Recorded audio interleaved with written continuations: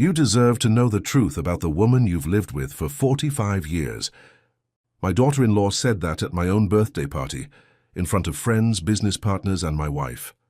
She stood there, straight back, the glass of wine in her hand, and announced that Beth was not the saint I believed her to be, that she had once stolen another woman's husband, that she was still deceiving me. I looked at my wife.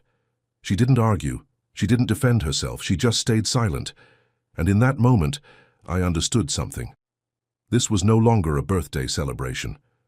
Before I go on, if you've ever had a moment in your family that made your heart feel heavy the way mine did that night, consider subscribing to the channel and leave a comment telling me where you're listening from. I read those messages, every single one. Now let me tell you how everything truly unfolded. Beth didn't rush to respond. She simply placed her glass down and folded her hands, calm, controlled, almost familiar.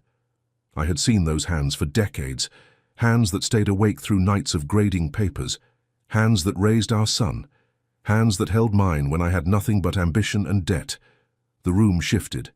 Moments earlier it was filled with laughter. Now it felt suffocating.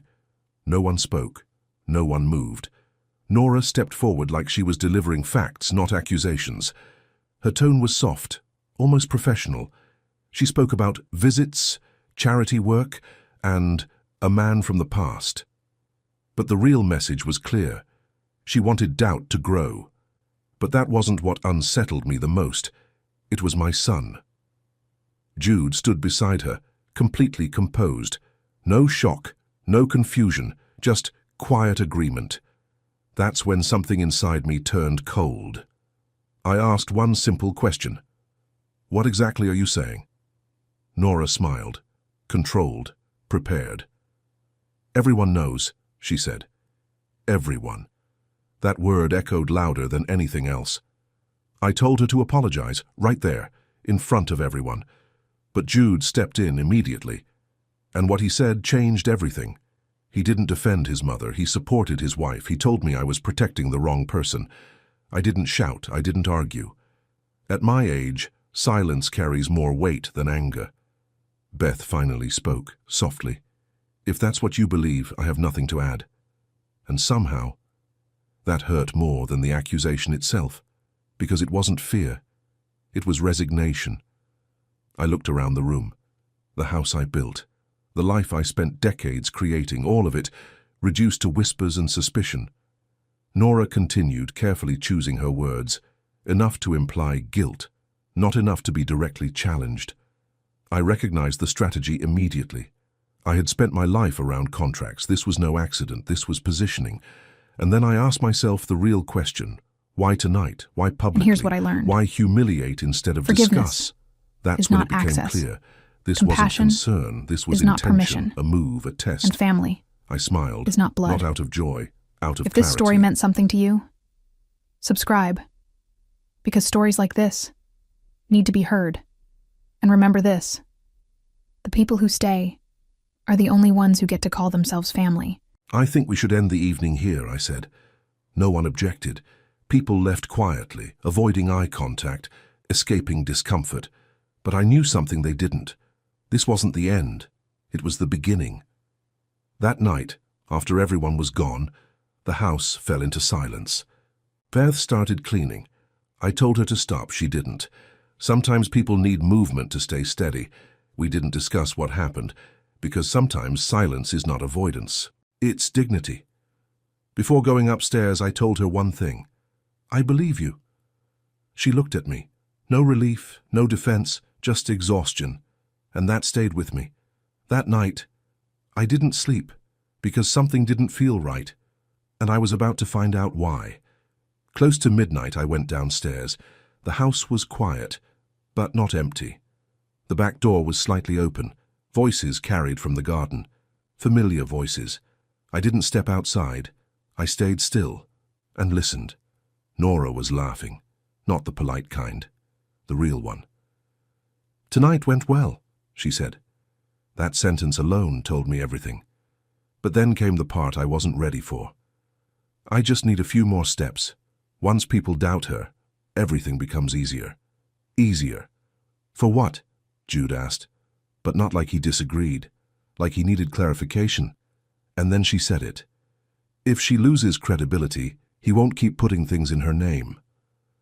Everything slowed down. My mind didn't react emotionally, it calculated.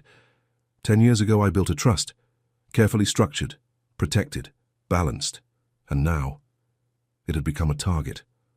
Nora continued. He's 72. We can't wait forever. And Jude, my son, said the one sentence I will never forget. As long as she's not in the way, it'll move faster. In the way. That's what his mother had become. In the way. I didn't confront them. I didn't interrupt.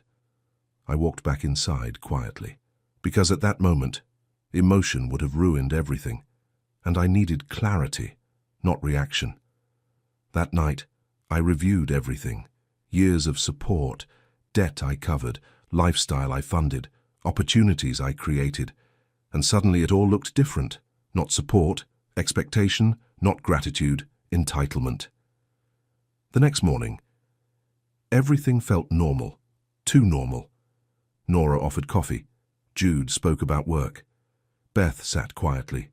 But beneath it, I could see the pattern, subtle suggestions, medical checkups, trust revisions, small steps. Carefully placed. This wasn't spontaneous, it was planned. If you've ever trusted someone blindly, only to realize they were calculating behind your back, you already understand what I felt in that moment. And if that hits you, take a second to subscribe. Because stories like this remind us how important awareness really is. Compassion When they left, is not nothing permission. felt unresolved. And family Because I already knew blood. what I needed to do. If this story Monday meant something morning, to you, 6 a.m. subscribe. I left without explanation. Because stories like the this drive felt different, need to be focused, heard. purposeful. And remember this, I went straight to my attorney, the people who and stay I made decisions that are changed the only everything. ones who get to call themselves family. No arguments, no hesitation, just action. I terminated the apartment, canceled the monthly transfers, closed the credit access, and then the trust. I restructured everything. Every right, every control transferred fully to Beth, not out of emotion, out of principle. My attorney asked me one question. Are you punishing your son? I answered honestly. No, I'm protecting my wife. That distinction mattered. Later that day, the calls started. First Nora, confused, then angry, then defensive. I stayed calm, because calm is power. Then Jude, panicked. You're ruining our lives. No, I corrected him. I'm removing dependence, because that's the truth no one wants to hear. That evening, they came back, not confident anymore, not composed. This time, they needed answers. But what they didn't know, I already had mine. They stood in my living room, waiting, expecting negotiation, expecting explanation. But this time, I led the conversation. I don't deal in speculation, I said. I verify. And then I placed the folder on the table. Everything changed in that moment. Jude grabbed it first, and I watched his face lose color.